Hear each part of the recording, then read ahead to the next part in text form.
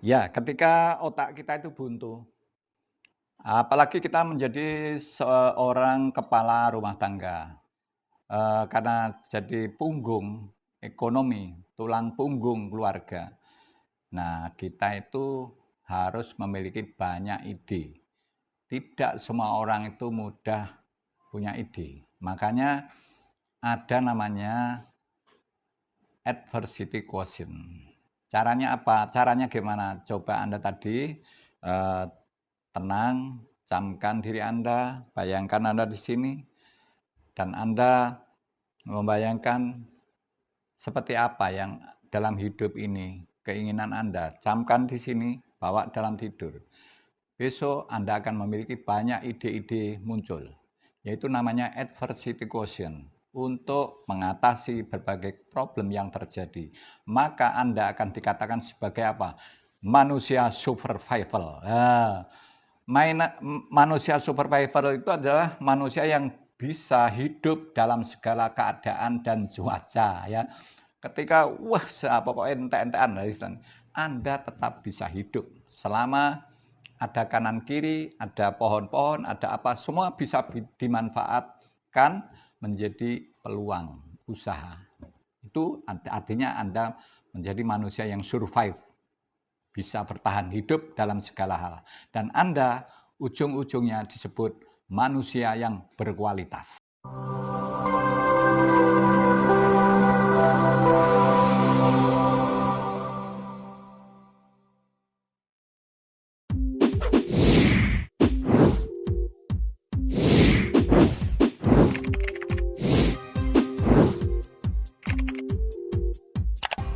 Assalamualaikum warahmatullahi wabarakatuh. Halo, sobat keluarga, apa kabar kalian? Sehat selalu? Bahagia? Ya, mudah-mudahan lah. Jadi, kita selalu menjadi orang-orang yang positive thinking, orang yang selalu berpikir jauh ke depan. Umpama sekarang itu dalam kondisi yang bete, sedih, banyak masalah, ayo yakinlah Anda sebentar lagi atau besok masalah itu akan hilang. Lepaskan dari pikiran Anda, bayangkan Anda bisa mengatasinya dan Anda harus menjadi orang-orang yang menang di dalam mengatasi masalah Anda. Nah, sekarang di dalam sebuah rumah tangga, keluarga, sebaiknya Anda mengembangkan namanya adversity quotient. Nah, dalam kecerdasan manusia itu ada beberapa jenis ya. Ada emotional quotient, kecerdasan emosi, ada social quotient, ada kecerdasan sosial, ada apa namanya? Spirit quotient atau kecerdasan spirit, ada kecerdasan adversity quotient. Nah, sekarang adversity quotient itu gimana? Jadi gini, sebuah rumah tangga, sebuah keluarga, tentu semua keluarga kita ada problem. Apakah kecil, apakah menengah, atau gede ya. Nah, problem itu bisa menyangkut persoalan ekonomi. Itu yang umum dan kebanyakan tuh ekonomi gitu. Yang kedua, problem-problem adalah masalah mendidik anak. Anak yang sakitan, stunting atau apa. Kemudian masalah apa? Relationship atau hubungan, komunikasi antar suami istri. Ada kan cinta, tapi tidak memiliki kemampuan berkomunikasi, ini juga akan bermasalah. Anda pandai berkomunikasi, tapi nggak terlalu cinta, juga bermasalah ya. Jadi di dalam sebuah keluarga itu tentu ada saja, nggak pernah zero masalah itu nggak pernah ada. Yang paling penting, manusia atau kita itu hidup berbarengan dengan problem, dengan masalah, dan kita bisa mengelola, memanage masalah ini yang paling bagus. Jangan dikelola oleh masalah. Kalau kita dikelola oleh masalah, maka potensi kita untuk apa? Gampang sakit, cemas, apalagi yang kena asam lambung. Asam lambung, kemudian mah, Itu semua adalah karena apa? Karena bekerjanya otak kita yang terlalu cemas, apa-apa cemas. Nah, ini akan memicu lambung kita asam. Makanya orang yang punya potensi-potensi sakit asam lambung itu biasanya mudah cemas. Untuk itu, tadi saya katakan, problem itu adalah selalu ada di samping kita. Maka jangan kita dikuasai oleh problem, tapi kita harus memanage problem itu. Karena problem kalau kita manage akan menjadi sebuah peluang dan kekuatan. Nah, sekarang gimana? Ketika pada saatnya kita itu mentok, masalah ini gagal. Kita cari uang ini gagal. Besok membiayai anak kita sekolah, belum ada uang.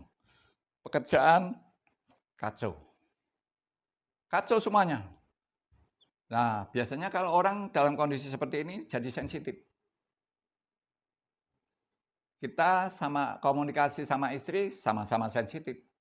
Istri nggak dikasih nafkah, mama. Jadi omongan sengak akan memicu pertengkaran. Akan mudah tersinggung karena persoalan-persoalan yaitu ekonomi yang nggak ada solusinya atau apa ya. Nah, ini akan memicu pertengkaran-pertengkaran. Nah, sekarang Abi berikan satu tip cara bagaimana kita menghadapi sesuatu yang menghadang di depan kita. Dalam istilah psikologi disebut namanya adversity quotient. Kecerdasan di dalam mengatasi berbagai masalah. Nah, jadi kecerdasan kita memiliki jalan keluar. Caranya gimana Pak? Nah, caranya bagaimana Abi? Nah, inilah yang tentu Anda harus mulai perhatikan secara serius ya. Ketika kita menghadapi sesuatu yang pelik, kayaknya buntu, nggak punya jalan keluar. Nah, coba Anda jamkan ketenangan Anda. Jadi di antara dua alis ini, di sini tengah sini, Anda camkan, Anda bayangkan diri Anda secara tenang, dan Anda yakini Anda akan segera mendapatkan jalan keluar di sini. Tenang. Yang paling penting adalah Anda tenang. Kemudian setelah itu tarik napas.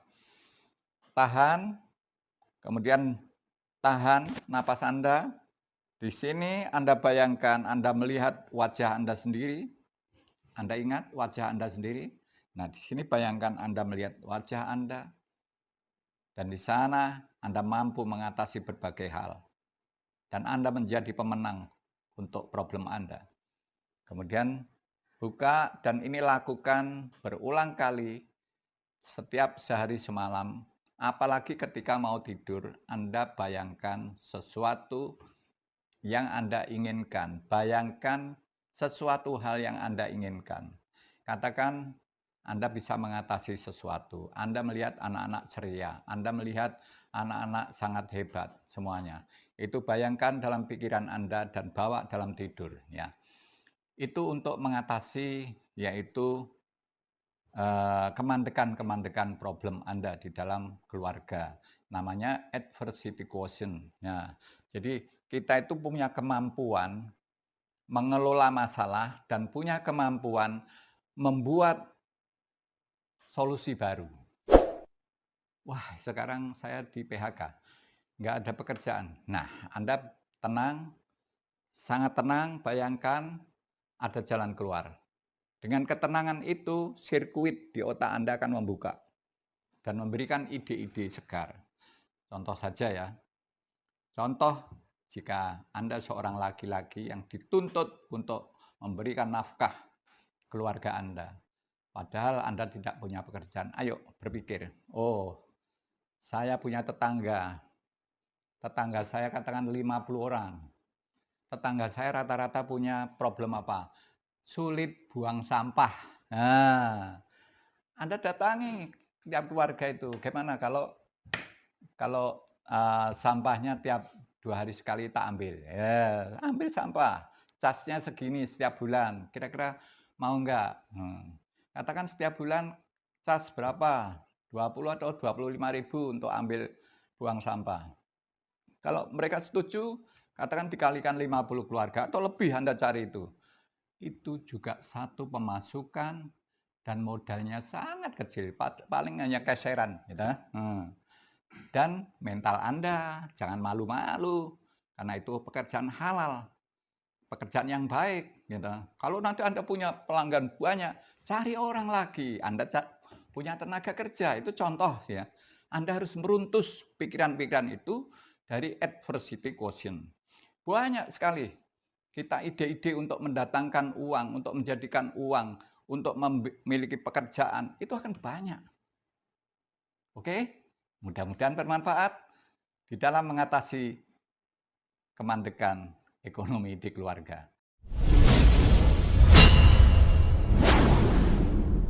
Ya, saatnya sekarang Bukalapak, gelar dulu set. Di sini Abi mau ini sekarang gadis-gadis ya lah. Gadis-gadis cantik ya. Nah, gadis cantik umur 26. Ya, ini asli dari luar Jogja di daerah Kebumen. Ya, cantik, masih gadis ting-ting ya. Muslimah. Silahkan bagi laki-laki yang ingin, cuma dia inginnya yaitu laki-laki S1 sudah bekerja yang diinginkan. Iya, kalau laki-laki sudah bekerja mesti banyak yang ngantri. Apalagi laki-laki itu punya titel S1 dan sudah bekerja, orangnya juga terlihat lebih rapi, mapan, oh itu mesti banyak diburu. Kemudian sekarang ada gadis umur 36. Sebenarnya ini cakep orangnya, cuma umur 36 belum menikah. Dulu lulusan MAN, nah, belum menikah. Sekarang silahkan dikenal, ini aslinya Sleman. Sleman, dan ini yang diinginkan adalah laki-laki maksimal umur 50, tidak apa-apa, ya, duda tidak apa-apa, syukur pengusaha, dia mau. Nah, silakan. Kalau ada yang pengusaha, mapan, bisa dapat gadis, masih ting-ting. Gadis ini umurnya 36, Sleman. Dan Islamnya cukup baik ya, cukup baik. Kemudian berikutnya, gadis lagi umur 33. Ini S2 ya. Dia pekerjaannya seorang manajer. Enak dong. Kalau Anda seorang laki-laki umur katakan 37 ya. Terus naksir gadis 33 tapi dia S2 dan punya jabatan bergengsi. Tapi Anda jangan pengangguran ya. Nanti tidak bagus. Anda paling tidak punya pekerjaan walaupun swasta. Oke, silakan Anda kenalan dengan gadis ini dari keluarga yang baik, dan ini pendidikannya sangat bagus ya, S2, dan dia punya jabatan manajer sebuah perusahaan BUMN. Ya bagus ini. Ayo silakan yang berani mendekati. Kemudian ada lagi, gadis lagi ya toh. Gadis ini usianya 37. Nah, gadis ini usianya 37. Dia pegawai swasta. Dia pegawai swasta, orangnya lincah, terlihat cantik, cerah, walaupun usianya 37 tapi cerah, cantik ya. Nah, ini silakan berkenalan, dia S1 ya. Nanti dengan laki-laki S1 juga enggak masalah ya. Tapi diharapkan di sini kalau bisa usahakan yang sejaka. Nah, jejaka, insya Allah kalau jejaka katakan 42, 43 masih bisa. Kemudian kalau takut nggak punya anak, ya sekarang ada dokter, apa itu namanya, yang kita selalu bisa, promil ya dah, program hamil, ya. Program hamil, jadi wanita-wanita yang mungkin usianya sudah mendekati 40 tahun atau 40 tahun, jangan khawatir nggak punya anak. Ada dokter promil ya toh, Anda bisa konsultasi sampai Anda hamil. Bisa, jangan jangan takut ya, ayo semuanya bisa diatasi. Nah, berikutnya yang terakhir, gadis lincah ini. Nah, seorang wira swasta S1 ini, wira swasta lincah, jadi dia bening orangnya, usianya 39, untuk mau 40. Gak usah khawatir ya. Dia juga mau duda, jejaka, yang paling penting berkarakter baik, dari keluarga baik, syukur mapan ya. Dan mudah-mudahan segera ada yang mengenal dan melamar, segera punya anak. Ini Bantul ya, Jalan Sewon ya, Bantul. Nggak jauh-jauh. Nah, silahkan segera kirim KTP Anda, kemudian foto selfie, dan jangan lupa di-share, di-like ini siaran AB ini, di-share, di-like, kemudian subscribe. Anjurkan yang lain subscribe. Ketika banyak orang, kesempatan Anda mendapatkan jodoh lebih mudah. Terima kasih. Ayo get married. Assalamualaikum warahmatullahi wabarakatuh.